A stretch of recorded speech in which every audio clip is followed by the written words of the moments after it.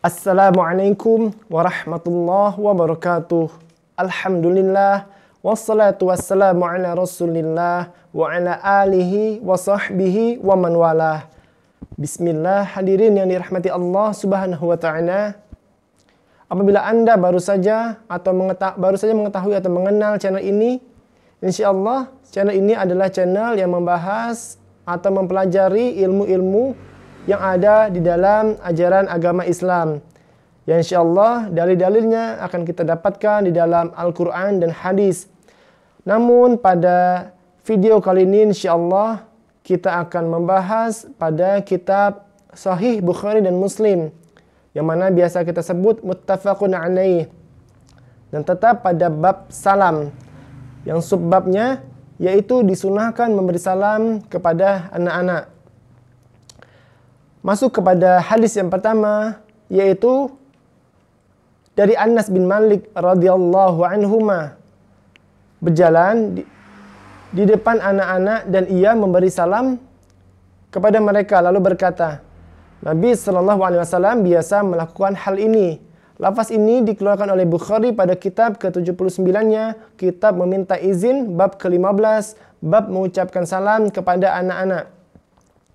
Hadirin yang dirahmati Allah Subhanahu wa taala, di sini sahabat Anas bin Malik radhiyallahu anhuma memberikan contoh kepada sahabatnya yang lain bahwa beliau pernah melihat dan sering melihat Nabi Muhammad sallallahu alaihi wasallam melakukan hal yang ia contohkan ini, yaitu ketika berjalan di depan anak-anak ia memberi salam kepada mereka terlebih dahulu. Karena itu bentuk kesunahan Nabi Muhammad SAW karena telah biasa atau sering melakukan hal ini. Ya, semoga kita pun juga sebagai pengikut setianya Nabi Muhammad SAW senantiasa ingin mencontoh atau mengikuti atau melakukan semua hal yang dilakukan oleh Nabi Muhammad SAW, meskipun itu hal-hal yang kecil atau hal-hal yang jarang orang-orang perhatikan, yaitu memberi salam lebih dahulu kepada anak-anak. Masuk kepada bab selanjutnya, yaitu wanita boleh keluar rumah untuk suatu kepentingan. Hadis ini dari Aisyah radhiyallahu anha. Beliau berkata, pada suatu hari, Saudah binti Zam'ah radhiyallahu anhuma. Saudah binti Zam'ah ialah salah satu istri Nabi Muhammad sallallahu alaihi wasallam, termasuk istri yang pertama-tama masuk beragama Islam. Saudah memiliki perawakan yang tinggi dan besar, dan beliau juga tergolong istri yang humoris. Aisyah bercerita, pada suatu hari Saudah binti Zam'ah radhiyallahu anha keluar dari rumah untuk suatu keperluan. Dan ia wanita yang gemuk dan besar. Hampir semua orang mengenalnya. Hal itu dilihat oleh Umar bin Khattab radhiyallahu anhu dan menegurnya, "Ya Saudah, demi Allah, engkau tidak asing bagi kami." Maksudnya adalah, "Hei Saudah, semua orang tuh kenal sama kamu," maksudnya seperti itu. Karena itu hendaknya engkau perhatikan ketika keluar dari rumah. Maksudnya Umar adalah mengkhawatirkan Saudah, seorang istri Nabi Muhammad SAW, keluar rumah khawatirnya menimbulkan fitnah. Saudah yang mendengar teguran itu segera kembali, langsung pulang ke rumah Rasulullah SAW yang sedang saat itu berada di dalam rumahnya Aisyah radhiyallahu anha. Ketika itu Rasulullah SAW sedang makan di rumahku, kata Aisyah, dan di tangan Nabi SAW ada daging kambing. Nabi sedang makan.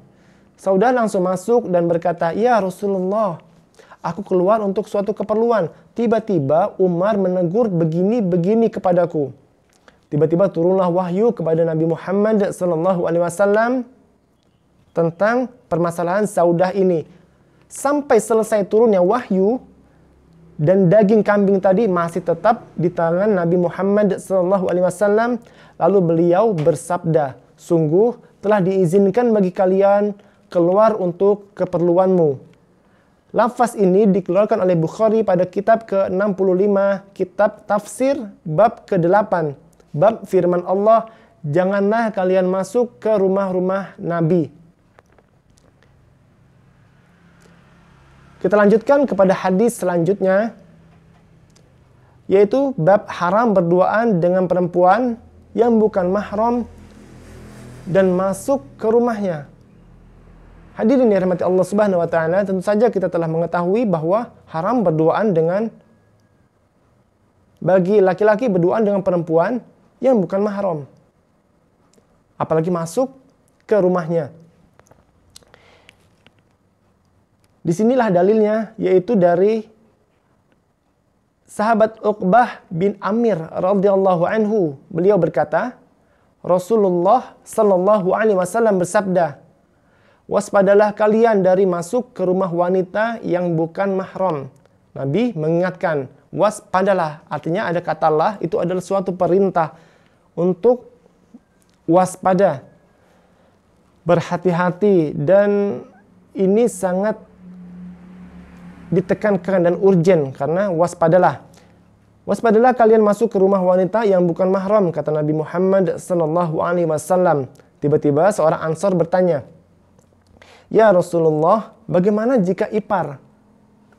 Sahabat yang dirahmati Allah Subhanahu wa taala, seperti yang Anda ketahui bahwa ipar adalah saudaranya pasangan kita. Nah, sahabat Ansor ini bertanya kepada Rasulullah sallallahu alaihi wasallam, bagaimana jika ipar? Dia bertanya seperti itu karena sebelumnya Nabi Muhammad sallallahu alaihi wasallam telah menyampaikan suatu peringatan, yaitu berwaspadalah kalian dari masuk ke rumah wanita yang bukan mahram. Lalu bagaimana dengan ipar? Nabi Muhammad sallallahu alaihi wasallam menjawab, saudari ipar itu kematian. Lafaz ini dikeluarkan oleh Bukhari pada kitab ke-67, kitab nikah, bab ke-111. Bab laki-laki tidak boleh berduaan dengan perempuan kecuali bersama mahramnya dan masuk ke rumah perempuan ketika suaminya tidak ada. Maksudnya, bahayanya sangat besar dan bisa membuat kematian. Hadirin yang dirahmati Allah Subhanahu wa taala, saudari ipar itu kematian adalah maksudnya apabila kita masuk ke dalam rumah saudari ipar kita dan dalam keadaan saudari ipar kita itu tidak ada mahramnya yang menemaninya ataupun tidak ada suaminya di dalam rumah, kita masuk, itu tentu saja akan menimbulkan fitnah dan setan senantiasa mengalir dalam pembuluh darahnya Bani Adam. Walaupun atau meskipun tidak ada niat untuk melakukan kemaksiatan, tetapi setan tidak akan pernah tinggal diam. Dia ataupun mereka senantiasa menggoda kita untuk menyesatkan kita. Nabi Muhammad SAW senantiasa memerintahkan kita untuk senantiasa berhati-hati. Karena apabila terjadi kemaksiatan atau hal-hal yang tidak diinginkan itu, yaitu berselingkuh dengan saudari ipar, maka akan rusaklah persaudaraan antara kita dengan keluarga istri kita, pasangan kita. Karena berselingkuh dengan saudarinya sendiri itu adalah suatu hal yang sangat menyakitkan dan suatu hal yang sangat keji. Sehingga Nabi Muhammad SAW mengibaratkan kondisi ini adalah dengan suatu kematian. Sehingga maksudnya adalah apabila kita masuk ke dalam rumah saudari ipar kita yang tidak ada mahramnya di dalam rumah tersebut, tidak ada suaminya, maka Nabi Muhammad SAW mengharamkannya. Demikian 3 hadis yang kita bahas pada episode kali ini. Semoga dengan ini kita semakin luas ilmunya, semakin mencintai Nabi Muhammad SAW, merindukan beliau, senantiasa bersalawat kepada beliau SAW, karena telah menyampaikan banyak ilmu, banyak jawaban atau banyak solusi kepada kita dalam setiap kondisi yang mungkin saja kita alami.